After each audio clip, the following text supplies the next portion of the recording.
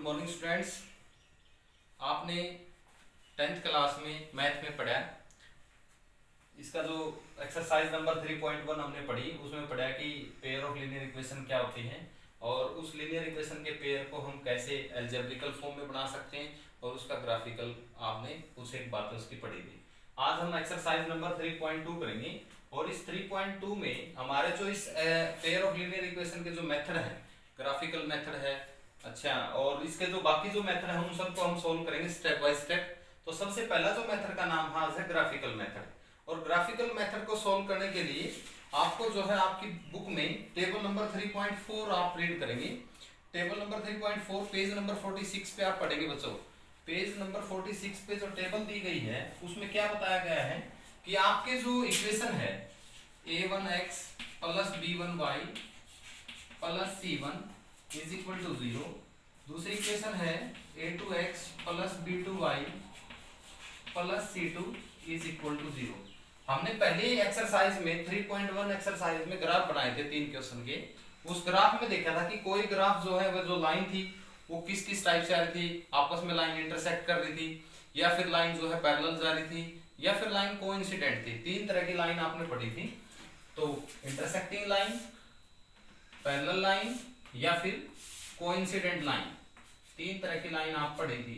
तो इस तरह की जब आप जो है ग्राफ बना के बता रहे थे कि हमारी जो ग्राफ में लाइन आई है वो किस टाइप की आई है, लेकिन आज जो हम इस एक्सरसाइज में पढ़ेंगे इस टेबल में हमें ये पता लगेगा कि हम इस वेरिएबल के जो कोफिशिएंट है, वेरिएबल के जो कोफिशिएंट है, x का कोफिशिएंट, y के कोफिशिएंट, ये जो कोफिशिएंट है इन कोफिशिएंट का हम रेशो करके हम बता सकते हैं कि आपका जो ग्राफ बनेगा वो किस टाइप का बनेगा और ग्राफ पे जो लाइन आएगी वो किस टाइप की लाइन आएगी। तो कंपेयरिंग करना, हमने कंपेयर करना है a1 by a2, b1 by b2, यानी कोफिशिएंट ऑफ x का कंपेयर, कोफिशिएंट ऑफ y का कंपेयर b1 by b2, और इसी तरह हम कांस्टेंट का कंपेयर करेंगे c1 by c2। हम इन तीनों चीज का कंपेयर करके हम बता सकते हैं कि हमारा जो ग्राफ आएगा और जो लाइन आएंगी वो कैसी आएंगी। तो लाइन कैसे कैसी होंगी, पहली लाइन इंटरसेक्टिंग लाइन, दूसरी लाइन आप देख रहे हैं ये पैरेलल लाइन हो रही है, तीसरी लाइन जो है ये कैसी है, कोइंसिडेंट लाइन है। तो इसलिए आपकी इस टेबल में समझाया गया है कि जब इनका रेशो कैसा हो तब हमारी कैसे लाइन आएगी। इस टेबल को अच्छे से रीड करें आप। सबसे पहले आप देखें 3 टाइप की हमारी लाइन आ रही है, पैरेलल, इंटरसेक्टिंग और कोइंसिडेंट। तो इस टेबल को आप रीड करेंगे तो आप देखिए हम कंपेयर करेंगे। सबसे पहले कंपेयर करेंगे कि हमारी जो इक्वेशन है, हमारी जो इक्वेशन बन रही है उनकी जो टाइप्स की लाइन जो आ रही है वो किस टाइप की आ रही है। जैसे मान लो मैं कह देता हूं भाई कि हमने कंपेयर किया a1 by a2 is equal to b1 by b2 is equal to is not equal to c1 by c2। मान लो ऐसी कंडीशन आ गया हमारे पास कि हमने कंपेयर किया, इसका रेशो और इसका रेशो तो बराबर है लेकिन कांस्टेंट का जो रेशो है वो इनके रेशो के बराबर नहीं है। नहीं है तो हमारी जो लाइन आएगी वो कैसी लाइन आएगी, कैसी लाइन आएगी बच्चों, इंटरसेक्टिंग लाइन। इसमें इंटरसेक्टिंग लाइन नहीं होगी, सॉरी, इसमें आपकी लाइन कैसी रहेगी, पैरेलल लाइन रहेगी, कहीं भी वो इंटरसेक्ट नहीं करेंगे एक दूसरे को। तो इस कंडीशन में हमारी कैसी लाइन आएंगी, पैरेलल लाइन, पैरेलल लाइन। अब देखो दूसरी कंडीशन, दूसरी कंडीशन में क्या है बच्चों, यदि हम कहें a1 by a2 is not equal to b1 by b2, यदि इनका कंपेयर करें और ये बराबर ना आए, यानी कोफिशिएंट ऑफ x का और कोफिशिएंट ऑफ y का यदि हम कंपेयर करें तो वो रेशो जो है सेम ना आए, तो उस कंडीशन में आप कहेंगे कि ये जो लाइन आएगी वो कैसी आएगी, intersecting line, intersecting line. Line जो है एक दूसरे को इंटरसेक्ट करेगी। तीसरी जो कंडीशन है वो क्या है, तीसरी कंडीशन में हम देखेंगे कि हम जो है a1 by a2, b1 by b2 और कांस्टेंट का जो कंपेयर रेशो वो भी क्या आ जाए, इक्वल आ जाए, तीनों का रेशो इक्वल आ जाए, तो उस कंडीशन में जो लाइन होंगी वो होंगी हमारी कोइंसिडेंट लाइन होंगी, कोइंसिडेंट लाइन। यानी जो एक लाइन आई है ठीक उसी के ऊपर से दूसरी लाइन चली जाएगी क्योंकि इनका हर एक का रेशो क्या है, सेम है। तो ये 3 बातें आपने याद रखनी बेटा। सबसे पहले यदि a1 by a2 b1 by b2 not equal to c1 by c2 है तो लाइन पैरेलल होगी, इस टाइप का ग्राफ आपका बनेगा। और यदि ये दोनों का रेशो सेम नहीं है तो आपका ग्राफ इस टाइप का बनेगा, इंटरसेक्ट करेंगे एक दूसरे को। और यदि ऐसी है तीनों का रेशो सेम है तो आप कहोगे कोइंसिडेंट लाइन होंगी, एक लाइन के ऊपर से ही दूसरी लाइन चली जाएगी। तो ये आपकी टेबल है और इस टेबल में आपको ये समझाया गया है और आज इस टेबल की हेल्प से हम जो है एक्सरसाइज सॉल्व करेंगे। तो एक्सरसाइज के यदि हम सम की बात करें तो पहला क्वेश्चन यही कहता है, एक्सरसाइज का जो फर्स्ट क्वेश्चन है वो हमें यही बता रहे हैं कि हम जो है from the pair of linear equation in the flowing problems and find their solution graphically. आपने पहले क्वेश्चन में क्या करना है कि इसकी इक्वेशन बनानी है जैसे आपने 3.1 में बनाई थी, और इक्वेशन बना के इसका ग्राफ बनाना, सभी में इन दोनों में ग्राफ बनाना है। इसका एक पार्ट में करवा देता हूं, क्वेश्चन नंबर फर्स्ट का मैं सेकंड पार्ट करता हूं। सेकंड पार्ट देखिए, सेकंड पार्ट क्या कहता है, 5 pencil and 7 pens together cost ₹50। 5 pencil और 7 पेन, 5 पेंसिल और 7 पेन की जो कीमत है वो दोनों की 50 रुपए है।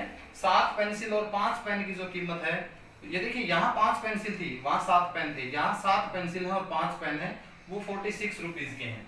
तो मान लेंगे हम एक let the cost price of 1 pencil, जो एक पेंसिल है उसकी कीमत हम मान लेंगे भाई, एक पेंसिल की कीमत मान ली हमने x रुपीज है, और एक जो पेन है उसकी कीमत मान ली हमने y रुपीज है। तो पहली कंडीशन क्या है, अकॉर्डिंग टू क्वेश्चन, पहली कंडीशन में क्या कहता है भाई, 5 पेंसिल, एक पेंसिल की कीमत x है तो 5 पेंसिल की कीमत 5x, और एक पेन की कीमत y है तो 7 पेन की कीमत 7y हो जाएगी, और दोनों मिला के कितने रुपए के आ रहे थे, 50 रुपए के आ रहे थे, यानी पेंसिल और पेन मिला के 50 रुपए के आ रहे थे भाई। दूसरी क्वेश्चन, अकॉर्डिंग टू क्वेश्चन, अब क्या कह रहे हैं, 7 पेंसिल की कीमत 7x भाई, और 5 पेन की कीमत 5y भाई, अब दोनों मिला के कितने के आ रहे थे, 46 रुपीज के आ रहे थे। तो एक इक्वेशन आपकी ये बन गई है, एक इक्वेशन आपकी ये बन गई है, दोनों इक्वेशन से आपने इसको टेबल बनाएंगे, टेबल बना के आप इसका ग्राफ बना देंगे जैसे आपने एक्सरसाइज नंबर 3.1 में बनाया था। तो इसको आप सोल्व कर लेंगे बच्चों। सेकंड क्वेश्चन कहता है हमें, इसका फर्स्ट पार्ट भी ऐसे ही है, आप आराम से सोल्व कर लेंगे, इसको पढ़ेंगे, स्टेटमेंट बनाएंगे और इस इक्वेशन बना करके आराम से इसको सोल्व कर देंगे।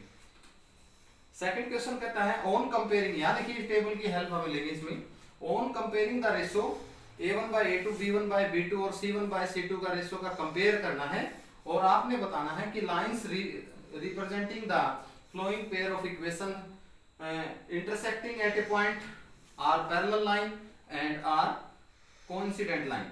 बताना है कि नीचे दी गई इक्वेशन की लाइन कैसी बनेगी। पहला पार्ट हम देखें, क्वेश्चन नंबर सेकंड का पहला पार्ट देखिए, क्या कहता है कि आपने कंपेयर करना है। तो इक्वेशन दी हुई है 5x माइनस का 4y और प्लस 8 इज इक्वल टू 0, और यहाँ देखिए 7x दूसरी इक्वेशन आपके पास है, प्लस का 6y माइनस का 9 इज इक्वल टू 0। ये दो इक्वेशन दी हुई है, हमने a1 by a2 और b1 by b2 करके कंपेयर करना है। तो आप देखिए ये a1 की वैल्यू है, ये b1 की वैल्यू है, ये c1 की वैल्यू है, a2 b2 c2, ये इक्वेशन फर्स्ट, ये इक्वेशन सेकंड। वैल्यू निकालेंगे हम, a1 की वैल्यू कितनी है 5, b1 की वैल्यू कितनी है -4, साइन साथ में लेना है, c1 की वैल्यू कितनी है 8, a2 की वैल्यू कितनी है 7, b2 की वैल्यू कितनी है 6 और c2 की वैल्यू कितनी है -9। अब हम कंपेयर करेंगे, देखो x का जो कोफिशिएंट है उसको कंपेयर करेंगे a1 by a2 यानी 5/7, इनका कंपेयर करा तो कितना रेशो आ गया इसका 5/7। इसी तरह से इसको कंपेयर करेंगे b1 by b2 को, तो देखो माइनस का 4/6, ये कैंसिल हो रहे भाई 2 से, तो कितना आया ये माइनस का 2/3, इसका तो कितना रेशो आया 5/7, इसका कितना आया कंपेयर -2/3, क्या ये सेम है नहीं है, तो आपको तीसरे की तो जरूरत ही नहीं, आपको कंडीशन यही मिल गई। यदि ये बराबर आ जाते हैं तो फिर हम तीसरे को चेक करते हैं। अब आपको कंडीशन यही मिल गई, क्या कंडीशन मिली, a1/a2 not equal to b1/b2। भाई इसका जो रेशो आया वो दोनों का रेशो सेम नहीं है, तो 5/7 आया और ये -2/3 है, सेम नहीं है। सेम नहीं है तो आपको पढ़ाया था, टेबल में पढ़ाया गया था। यदि ये सेम नहीं है तो आपकी लाइन कैसी होगी, इंटरसेक्टिंग लाइन होगी, इंटरसेक्टिंग लाइन, इंटरसेक्टिंग लाइन रहेगी आपकी। जब आप इसका ग्राफ बनाओगे इस इक्वेशन को लेके, तो आपका जो ग्राफ बनेगा वो इस टाइप से ग्राफ बनने वाला है। आपने इसमें ग्राफ नहीं बनाना, आपने सिर्फ कंपेयर करके ये बताना कि लाइन कैसे आएगी। समझ गए बच्चे आप सभी? तो इसके तीनों पार्ट में आपने ऐसे ही कंपेयर करना है और आप आराम से बता सकते हैं कि इसका ग्राफ जो होगा वो किस टाइप की इसकी लाइन रहेगी। तो सेकंड क्वेश्चन आपका इस हिसाब से रहेगा, इसके बाकी के पार्ट आप कर लें। अब थर्ड जो क्वेश्चन है वो कह रहे हैं हमें on comparing the ratio a1/a2 b1/b2 c1/c2, और आप बताएं find out whether the following pair of linear equation are consistent और इनकंसिस्टेंट। दो बातें आई है भाई, कंसिस्टेंट और इनकंसिस्टेंट।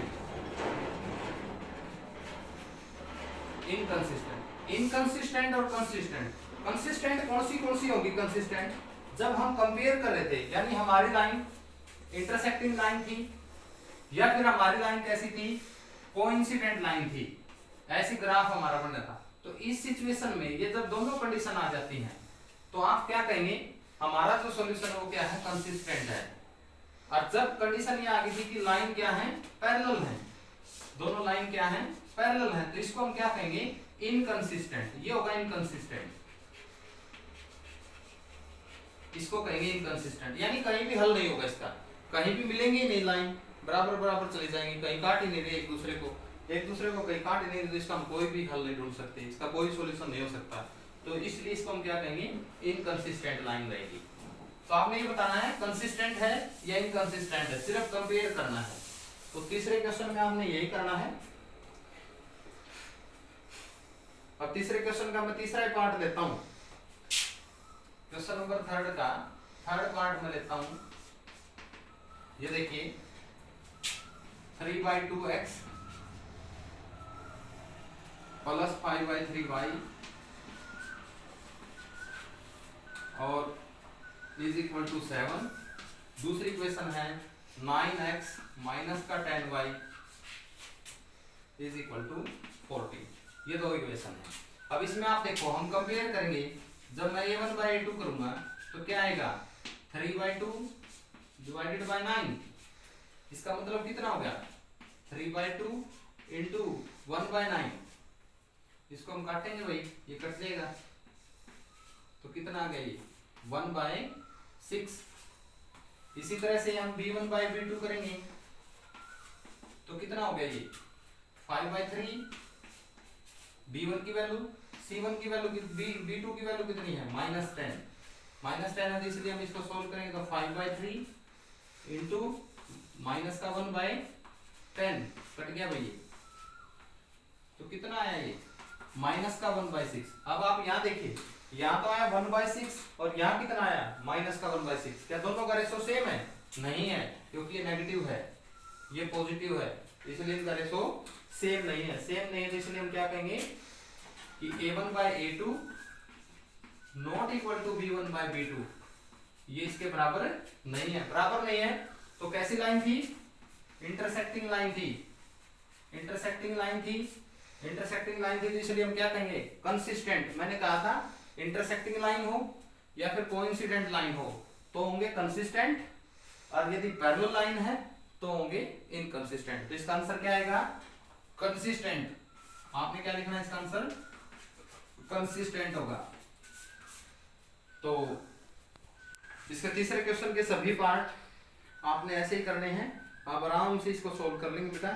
तो आज की क्लास में इतना ही, बहुत बहुत धन्यवाद।